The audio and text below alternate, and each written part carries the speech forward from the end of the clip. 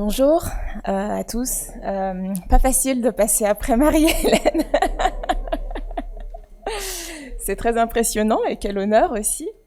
Voilà, donc moi je prends juste un petit peu de temps pour vous parler de ma participation au réseau européen Fostron. C'est un réseau qui vraiment s'occupe d'avoir une approche internationale de la recherche sur le moindre recours à la contrainte.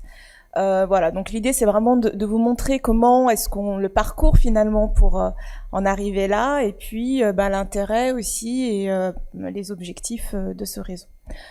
Ce réseau Fostron, il est financé par un programme européen qui s'appelle COST. Alors j'en parle parce que c'est important de connaître un petit peu toutes ces choses-là. Vous allez voir aussi tout ce que ça peut amener. Donc COST, c'est vraiment c'est un programme qui se consacre au financement de la rencontre, de la coopération entre chercheurs européens. Donc c'est pas pour financer des programmes de recherche. L'objectif, c'est vraiment que les chercheurs des différents pays puissent se rencontrer. Parce qu'on se rend compte que le fait de pouvoir se voir en présentiel, ça va réellement booster en fait l'avancée des études, l'avancée des programmes et des projets qu'on peut faire. Donc l'objectif de Fostron, c'est de favoriser et de renforcer les approches de réduction de la contrainte en Europe. Et c'est issu d'un groupe qui existait auparavant, qui s'appelle EVIPRIG, qui date des années 80, où ce sont des chercheurs de différents pays européens qui ont décidé de se réunir pour travailler sur la question de la prévention des mesures coercitives et de la violence en psychiatrie. Il faut savoir, quand ils en parlent, que quand ils ont commencé à se réunir à la fin des années 90, c'était pas du tout en vogue de travailler là-dessus, et ils étaient assez isolés finalement, chacun respectivement dans leur pays, et c'est vraiment ce qui fait qu'ils ont eu besoin de se retrouver. Donc Fostron, c'est l'action qui est financée par COST. Donc COST en fait va financer des actions, donc des programmes scientifiques, des programmes de rencontres sur 4 ans, sur différentes thématiques. Donc là, c'est vraiment le moindre recours aux mesures coercitives en psychiatrie, mais il y a aussi des choses sur, sur l'eau. Enfin, il y a des choses qui concernent la géographie, qui concernent la mécanique, qui concernent la chimie. C'est vraiment très très large et c'est vraiment les sciences de façon très globale. Donc le groupe Fostron, donc cette action-là, le financement il était pour 4 ans, 2020-2024, donc avec des débuts qui étaient compliqués puisque c'était en plein Covid et que l'objectif c'est de pouvoir se retrouver en présentiel. Donc autant vous dire qu'ils ont eu 2 premières années qui ont été un petit peu compliquées. C'est aujourd'hui 183 chercheurs européens sur cette thématique qui sont disséminés dans 4 groupes. Donc un premier groupe qui étudie et qui travaille sur les facteurs de risque du recours à la coercition. Un deuxième groupe qui travaille sur les alternatives qui existent aux mesures de coercition.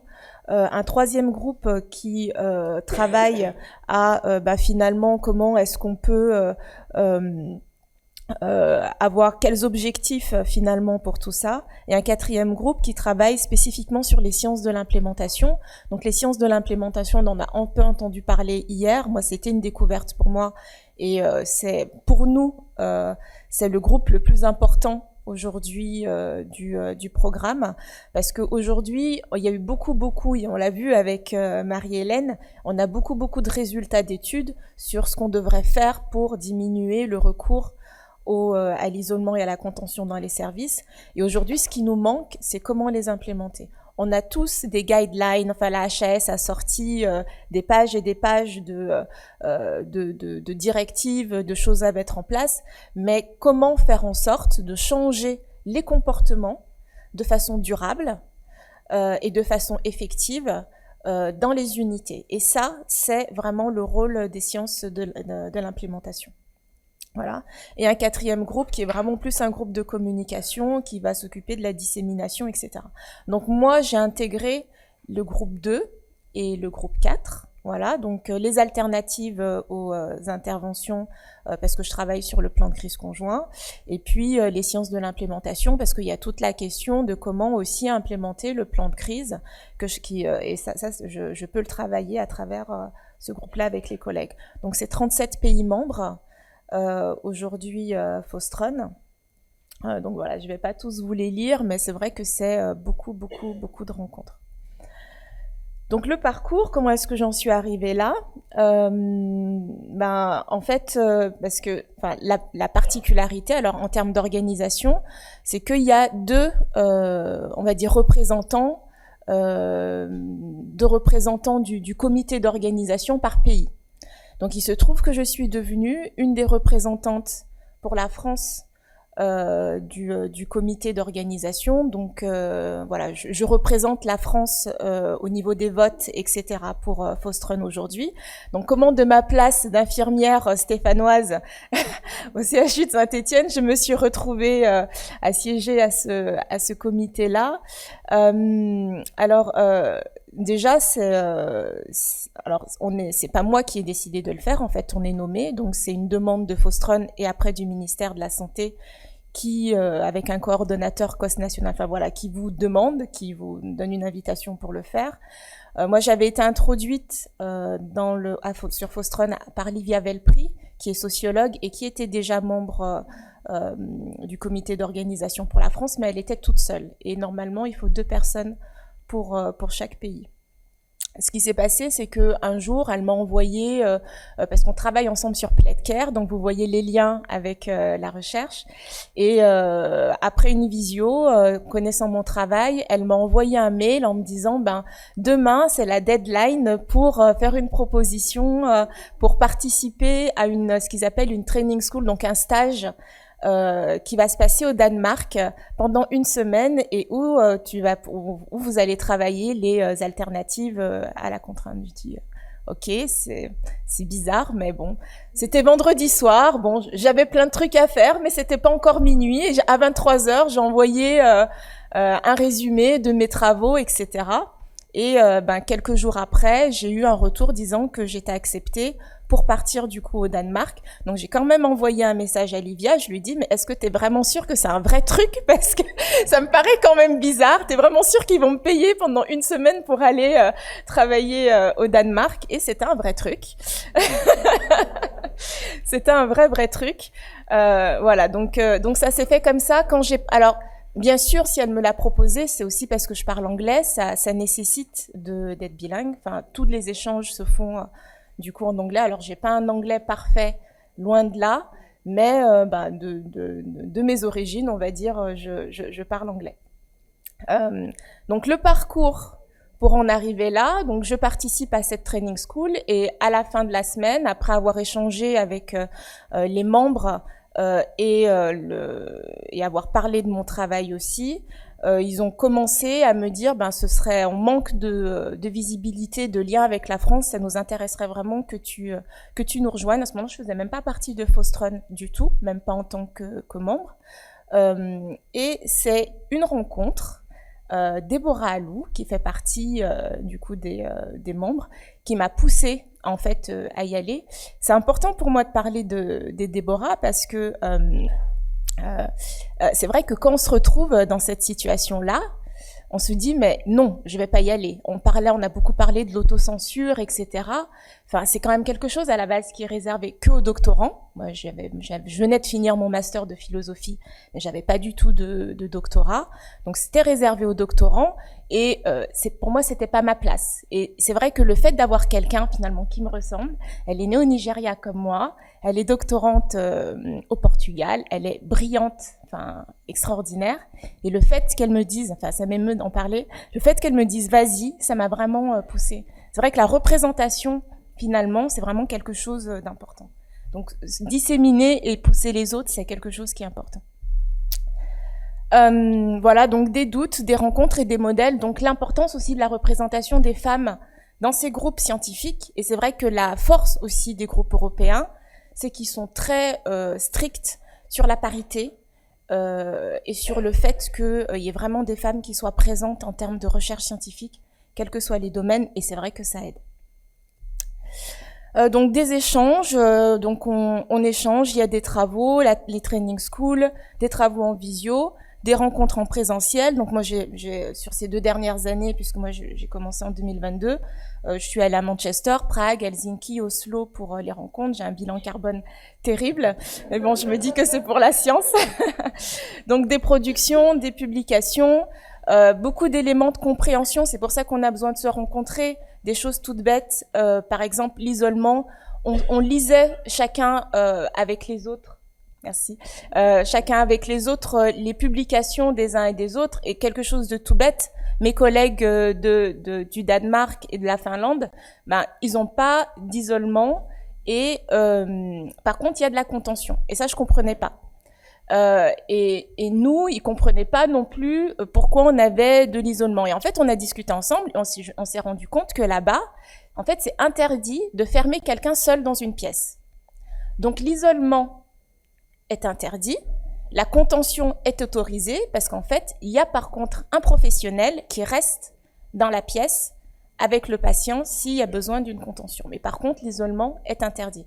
Donc c'est vrai que ça, c'est des données, si on n'en discute pas ensemble, en fait, on peut pas le savoir, et c'est même dans des discussions informelles, finalement, qu'on a ces éléments de compréhension-là, d'où l'idée, la nécessité de se rencontrer. Voilà, donc beaucoup de savoir, et aussi le fait de pouvoir être libéré aussi, parce que comme je vous ai dit hier, ben, mon temps, c'est pas évident, mais comme c'est un portage ministériel et qu'à un moment vous avez un mail du ministère qui dit ben elle est nommée pour aller participer à ces travaux-là, ben, votre établissement ne peut pas trop s'opposer au fait que vous y alliez, donc j'ai pu être libérée à chaque fois pour tout ça. Donc il y a beaucoup de choses, même moi que j'ai pas fait, parce qu'il y a des choses qui sont vraiment réservées pour le coup aux doctorants, des possibilités de stage à l'étranger, de financement et de publication. Donc pour finir, à quoi ça a servi?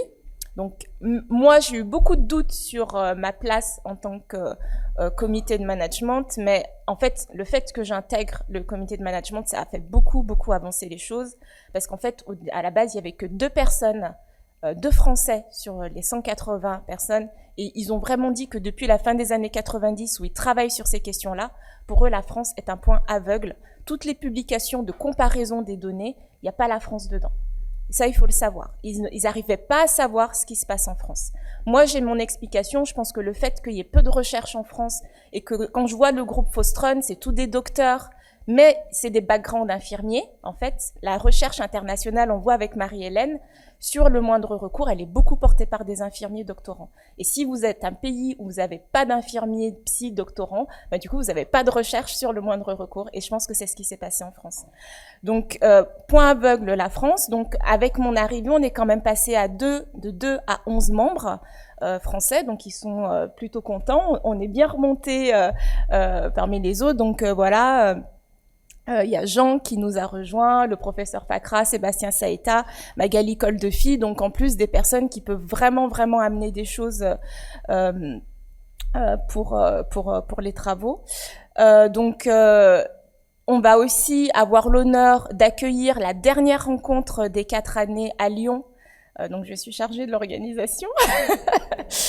Donc ce sera en septembre à Lyon avec NCIS aussi et le centre Max Weber, où il va y avoir le bilan et la présentation des 5 groupes, la présentation de travaux qui sont engagés aussi dans le CHUS, la préparation des rendus à l'Union européenne. Donc c'est pas rien que ce soit la France qui l'organise. Pour eux, c'est important d'être présent, et pour nous, c'est extrêmement valorisant que ça se fasse ici. Et pour moi, bah, tout ce que ça m'a apporté, des rencontres, on a travaillé sur les modèles CFWARD, on a travaillé beaucoup sur les sciences de l'implémentation. Vous avez entendu parler du modèle Paris, vous avez entendu parler de plein de modèles différents dont Marie-Hélène a parlé ce matin. J'ai pu travailler là-dessus dans des universités où vraiment ils font que ça. C'est aussi plein de rencontres, la richesse aussi des rencontres, des amitiés qui se sont créées. Voilà, donc c'était, je mesure la chance d'avoir vécu tout ça. L'importance du réseau pour se tenir informé, saisir les opportunités, et aussi se donner le courage d'y aller. Vous voyez l'importance, parce que c'est difficile d'y aller tout seul. Et ce sont les objectifs aussi de la DRPSI, donc je vous encourage à nous rejoindre aussi. Moi, même si c'est la fin, ça va être la fin de Fostron, je garde des liens, en tout cas avec tous les membres du réseau Fostron. Et l'idée, ça va être de partager des données. Aujourd'hui, il y a des projets aussi de recherche, de rédaction d'articles, de plein de choses qui sont en cours. Les liens, ils sont créés. On va possiblement aussi déposer, répondre à un autre appel à projet pour recréer quelque chose d'européen aussi. Donc, vous êtes tous les bienvenus. Voilà.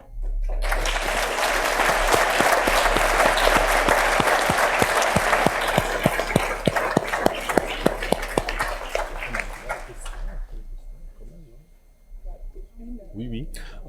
Je suis pas certain si on a le droit de poser. Jean-Paul n'est pas là, Benjamin, on a le droit. Une question peut-être? Est-ce qu'il y a quelqu'un qui... Ou on les garde pour l'informer? Oui, il y a... Ah, Jean-Paul est là, il dit oui.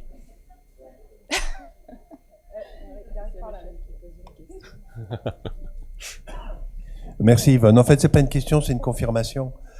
C'est quand même, c'est un souci qu'on a aux rencontres depuis quelques années. Effectivement, on est quand même relativement coupé de ce qui se passe au niveau de la recherche en soins au niveau européen et international, au niveau des associations. Donc c'est effectivement une préoccupation constante. Et concernant effectivement les dynamiques de moindre recours, c'est bien dans nos objectifs à la DRSPSI d'avoir cette ouverture européenne et internationale. Tu as parlé très juste titre de points aveugles. Mais je pense qu'il y a une idée de fond derrière tout ça. Outre que la DRSPSI, tu l'as rappelé, c'est dans ses objectifs, on ne peut pas penser l'enfermement à un niveau général si on est nous-mêmes enfermés dans un entre-soi. Voilà. Et donc, il y a quand même une richesse énorme dans ces confrontations d'expériences internationales. Et c'est important, effectivement, d'aller du côté de ces réseaux et d'affirmer cette dimension internationale que tu fais très bien. Et moi, j'ai envie de rappeler ce qu'a dit Marie-Hélène. Je pense que c'est très intéressant. Souvent, les points aveugles induits non par l'inexistence totale de publications, mais par leur nature, en fait. S'il n'y a pas de relecture par les pairs, dans la plupart des revues, en fait, on va exclure la publication, dont l'importance d'aller effectivement se frotter un peu à ces processus hautement désagréables, il faut le dire quand même. Bon, parfois on apprend des choses quand même, mais bon, parfois c'est désagréable aussi.